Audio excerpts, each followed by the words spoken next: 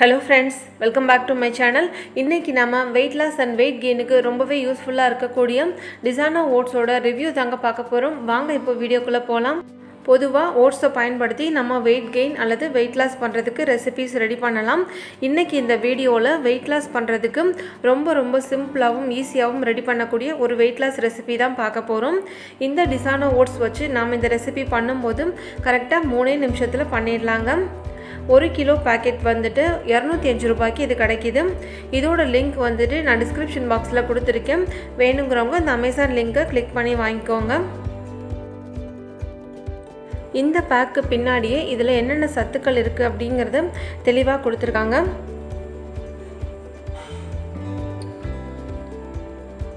அடுத்ததாக இந்த சைடில் ஒருத்தருக்குனா எவ்வளோ அளவு எடுத்துக்கணும், எந்த அளவுக்கு தண்ணி சேர்க்கணும், அதே மாதிரி 2 பேருக்குனா எவ்வளோ எடுத்துக்கணும், 3 பேருக்குனா எவ்வளோ எடுத்துக்கணுங்கிறதெல்லாம் ரொம்ப தெளிவாக இதில் கொடுத்துருக்காங்க. அதே மாதிரி எப்படி குக் பண்ணுறது அப்படிங்கிற சில மெத்தட்ஸும் இதிலேயே கொடுத்துருக்காங்க.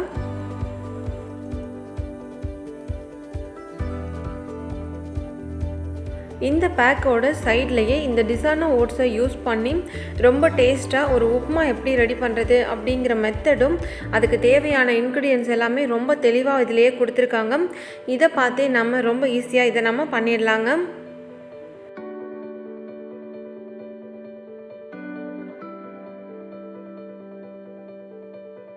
அது மட்டும் இல்லாமல் ஓட்ஸை பயன்படுத்தி நம்ம வேறு எந்த மாதிரியான ரெசிபீஸ்லாம் ட்ரை பண்ணலாம் அப்படின்னு சொல்லி ஒரு ஐடியாவும் இதிலேயே கொடுத்துருக்காங்க.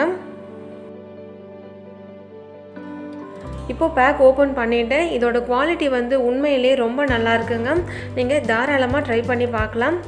ஓட்ஸ்னால் என்ன அப்படின்னு சிலருக்கு ஒரு டவுட் இருக்கும். இதை பற்றி நிறைய நம்ம கேள்விப்பட்டிருப்போம். ஆனால் இது எதுலேருந்து கிடைக்கிது அப்படின்னு ஒரு டவுட் இருக்கும். ஓட்ஸுங்கிறது ஒரு தாவரத்துலேருந்து விளையக்கூடிய ஒரு பொருள் தாங்க. இப்போ ஒரு பாத்திரத்தில் 300 ml அளவுக்கு நான் தண்ணி சேர்த்துக்கிறேன். இது வந்துட்டு ஒருத்தர் சாப்பிடக்கூடிய அளவுங்க. இந்த ரெசிபியை வந்துட்டு நீங்கள் காலையில் இல்லைனா நைட்டு வந்து சாப்பாட்டுக்கு பதிலாக எடுத்துக்கோங்க. இப்போ இதில் ஒரு 2 டேபிள் ஸ்பூன் அளவுக்கு நான் இந்த ஓட்ஸ் சேர்த்துக்கிறேன். 2 ஸ்பூன் கிடையாதுங்க, கொஞ்சம் சின்ன சைஸ் கரண்டியில் நான் இதை எடுத்திருக்கேன். இப்போ இதில் ஒரு 1/4 டீஸ்பூன் அளவுக்கு சீரகம் சேர்த்துக்கிறேன். சீரகம் வந்துட்டு நமக்கு வெயிட் லாஸுக்கு ரொம்பவே உதவியாக இருக்கும். அடுத்ததாக இதில் கொஞ்சமாக காரத்துக்காக நான் சில்லி ஃப்ளேக்ஸ் வந்துட்டு கொஞ்சமாக சேர்த்துக்கிறேன். சில்லி ஃப்ளேக்ஸ் இல்லைன்னா அதுக்கு பதிலாக கொஞ்சமாக காரத்துக்காக ஒரு பாதி பச்சை மிளகாவை நீங்கள் கட் பண்ணிவிட்டு சேர்த்துக்கோங்க.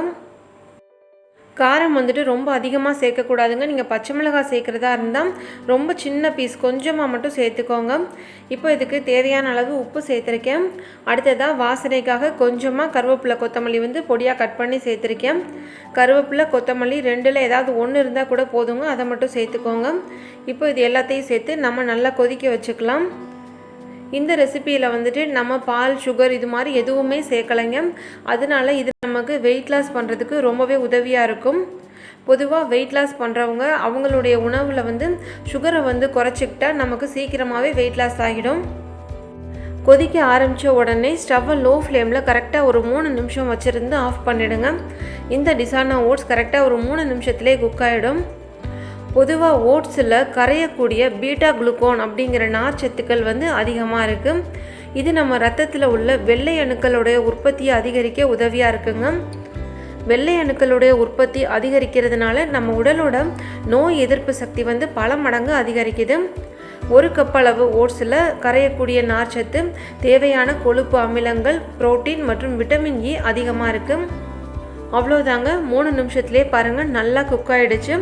இப்போ நாம் ஸ்டவ்வை ஆஃப் பண்ணிடலாம். ஸ்டவ்வை ஆஃப் பண்ணதுக்கு அப்புறமா இதில் நான் ஒரு 1 டீஸ்பூன் அளவுக்கு துருவின தேங்காய் வந்து சேர்த்துக்கிறேங்க. இது வந்து டோட்டலாக ஆப்ஷனல் தாங்க. சேர்த்துக்கிட்டால் கொஞ்சம் டேஸ்ட் நல்லாயிருக்கும். தேங்காய் வந்து கண்டிப்பாக கொதிச்சுட்டு இருக்கும்போது சேர்க்கக்கூடாதுங்க. ஸ்டவ்வை ஆஃப் பண்ணிவிட்டு கடைசியாக சேர்த்துக்கோங்க. வெயிட் லாஸ் பண்ணணும்னு நினைக்கிறவங்க இந்த ரெசிபியை தாராளமாக ட்ரை பண்ணி பாருங்கள். இது சாப்பிட்றதுக்கு ரொம்ப டேஸ்ட்டாகவும் இருக்கும், நல்ல சத்துள்ளதாகவும் இருக்கும். அதே நேரத்தில் நம்ம ப்ரிப்பேர் பண்ணுறதுக்கும் ரொம்ப ஈஸியாக இருக்குங்க. ஒரு 3 நிமிஷத்தில் இதை நாம் ரெடி பண்ணிடலாம். இதை நாம் எப்போ எடுத்துக்கலாம் அப்படின்னு கேட்டிங்கன்னா காலையில் இல்லைனா நைட் டைமில் சாப்பாட்டுக்கு பதிலாக எடுத்துக்கோங்க. இந்த ரெசிபி உங்களுக்கு யூஸ்ஃபுல்லாக இருக்கும்னு நினைக்கிறேன். இந்த வீடியோ உங்களுக்கு பிடிச்சிருந்தா மறக்காமல் சுஜா சமையல் அண்ட் ஹெல்த் டிப்ஸ் சேனலை சப்ஸ்கிரைப் பண்ணி பக்கத்தில் உள்ள பெல் ஐக்கானையும் ப்ரெஸ் பண்ணிக்கோங்க. தேங்க்யூ.